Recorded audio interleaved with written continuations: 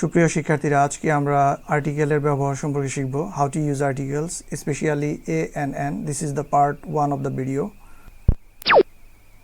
তোমরা যদি আমার চ্যানেলটিকে সাবস্ক্রাইব করে না থাকো তাহলে এখনই সাবস্ক্রাইব করে ফেলো এবং পাশে থাকা বেল আইকনটি প্রেস করে দাও যাতে পরবর্তী ভিডিওগুলো সহজেই পেতে পারো।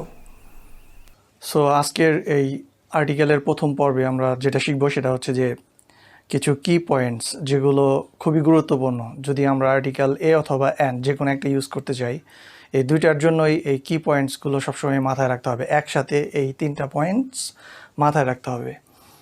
তো আমাদের ফার্স্ট যে কি পয়েন্ট আছে এখানে সেটা হচ্ছে যে if the first sound of a word is like a vowel we can use an before it, and if it is like a consonant we should use a before it. So এটা মানে হচ্ছে যে যদি প্রথম যে sound হবে শব্দের সেটা যদি একটা ভাওয়েলের মতো হয় তাহলে আমরা অ্যান বসাবো ওই শব্দের পূর্বে, আর এটা যদি একটা কনসোনেন্টের মতো হয় উচ্চারণটা তাহলে আমরা এটার পূর্বে এ বসাবো। এটা হচ্ছে প্রথম রুল। আসলে আমরা অনেক সময় ভুলবশত গ্রামারে এটা শিখছি যে ভাওয়েল থাকলে ফার্স্টে আমাদের অ্যান বসাবো আর কনসোনেন্ট থাকলে এ বসাবো। ব্যাপারটা কিন্তু তা না। ব্যাপারটা হচ্ছে উচ্চারণটা আমাদের দেখতে হবে। যদি ফার্স্ট যে উচ্চারণ আছে শব্দে সেটা যদি একটা ভাওয়েলের মতো হয় তাহলে আমরা অ্যান বসাবো, আর ফার্স্ট উচ্চারণটাই যদি হয় কনসোনেন্টের মতো তখন আমরা এ বসাবো। আচ্ছা, সেকেন্ড যে পয়েন্টটা আছে এখানে সেটা হচ্ছে we can only use a or an before a countable noun. তার মানে আমরা শুধুমাত্র এ অথবা অ্যান তখনই বসাতে পারবো যখন আমরা একটা কাউন্টেবল নাউন পাবো। এটা হচ্ছে rule, not before any uncountable noun or any plural noun.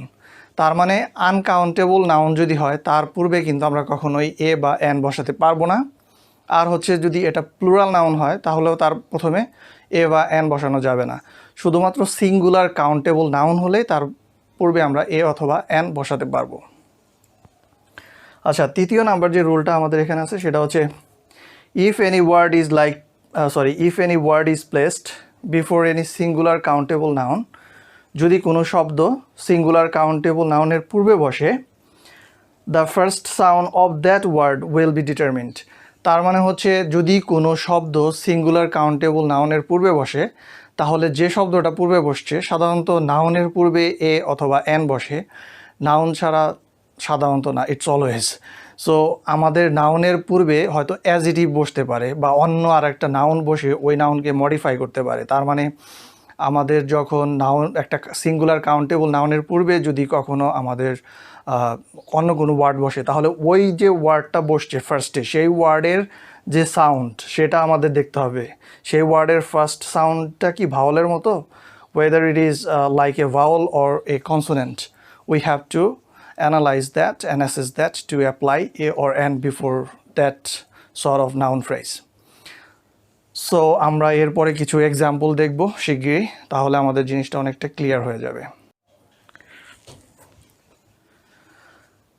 এখন আমরা কিছু উদাহরণ দেখব। উদাহরণ দেখলে আমাদের জিনিসটা আসলে আমরা যে কি পয়েন্টসগুলো দেখছি সেই কি পয়েন্টসগুলো বোঝা খুব সহজ হয়ে যাবে এই এক্সাম্পলের মাধ্যমে। তো ফার্স্টে আমাদের হাউস আছে। হাউস শব্দটা হচ্ছে আমাদের কাউন্টেবল নাউন, আর ফার্স্টের যে উচ্চারণটা সেটা কনসোনেন্টের মতো। ডেফিনেটলি আমাদের ফার্স্টে বসবে। এখানে হাউজেস এটা কিন্তু প্লুরাল। সো প্লুরাল কাউন্টেবল নাউনের পূর্বে আমরা কিন্তু এ বা অ্যান বসাতে পারবো না, তাহলে এটা ক্রস। অনেস্ট ম্যান, দো the first letter is a consonant but it's pronunciation is like a vowel sound. So আমরা ফার্স্টে কিন্তু অ্যান বসাবো, অ্যান অনেস্ট ম্যান। এখানে আমাদের হাউস হচ্ছে কাউন্টেবল নাউন, তার পূর্বে আমাদের একটা ফ্রেজ বসছে। তো unbelievably beautiful house, unbelievably the first sound is a. So আমরা এখানে অ্যান বসাবো। তো আমাদের যদি কাউন্টেবল নাউন হয় তার পূর্বে যদি বিভিন্ন অ্যাজিটিভ বা অ্যাজিটিভ ফ্রেজ থাকে সেটা যদি ওই নাউনের পূর্বে বসে তাহলে ফার্স্টের যে লেটারটা আছে, যে ওয়ার্ডটা আছে সেটার যে লেটার সেটার সাউন্ডটা যদি ভাওয়েলের মতো হয় তাহলে আমরা ফার্স্টে অ্যান বসাতে পারবো, আর যদি সিঙ্গুলার কাউন্টেবল নাউন হয়। সো অরেঞ্জ সিমিলারলি এখানে আমাদের ফার্স্ট যে প্রোনাউন্সিয়েশন সেটা ভাওয়েলের মতো, সেই কারণে আমরা এখানে n বসাবো, an orange. Sweet oranges. Oranges plural. So আমরা এখানে কোনো a বা n বসাতে পারবো না। 1 টাকা নোট, প্রথম যে অক্ষরটা আছে সেটা কিন্তু আমাদের একটা Bhawal, but it's sound is not like a Bhawal, it's like W, ওয়া। সো আমাদের এখানে এ বসাতে হবে, এ 1 টাকা নোট, কারণ সাউন্ডটা কিন্তু আমাদের কনসোনেন্টের মতো হচ্ছে, সে কারণে। Open door, like open door, ও উচ্চারণ হচ্ছে, হুইচ ইজ ভাওয়াল। সো আমাদের এখানে অ্যান ওপেন ডোর হবে। ওকে, umbrella, umbrella.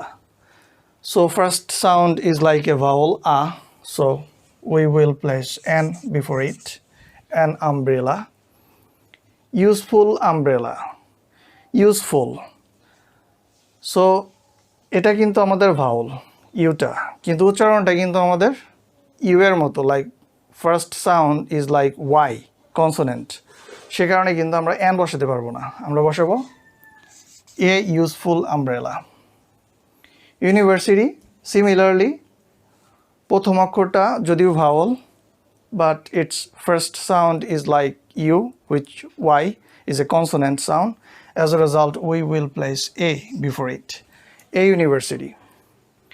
Universities is a plural countable noun, and for that we cannot place a or n before it. Water. Water is an uncountable noun, and for that reason we cannot place a or n before it. Hot water, water, the last noun is an uncountable noun, so for that reason any word is placed before it will not be considered, so cross article. Glass of water. Now if we have glass of water, bucket of water, cup of water, so if you have some sort of measurement of particular noun, so for that reason we can place a or n, because a glass of water. Happiness, it is an abstract noun and uncountable noun, and for that reason we cannot place a or n. Kind of happiness, see, glass of water, a cup of water, for those things we can use a before it or n before it. Similarly, it is an abstract noun. When abstract noun refers to a particular type of noun, that means particular type of happiness or a kind of happiness, so we can place a here, a kind of happiness. Idea. Idea, the first sound is like a vowel, so we will write down n here, an idea. Interesting idea, interesting ideas, plural, so we cannot put any a or n before it. Now this one, group of pretty good ideas, group of pretty good ideas, collective noun. So sometimes if we have any plural noun, and before the plural noun you have a collective noun, so you can place a or n before it. So a group of pretty good ideas. Now these are some of the abbreviated words. So BA, the first sound is like a B, which is a consonant. As a result, we will say ABA. But MA, for example, MA in English, so M, the first sound is A, M. So because of the first sound being a vowel, we should place n before it, NMA. So similarly, like SP, A, NSP, and so on. I hope this helps you a lot, and if you look at the key points and if you do these exercises, then it will be very easier for you. And this is the first lecture on article. I hope if you keep watching, there will be more on articles later on. Thank you very much.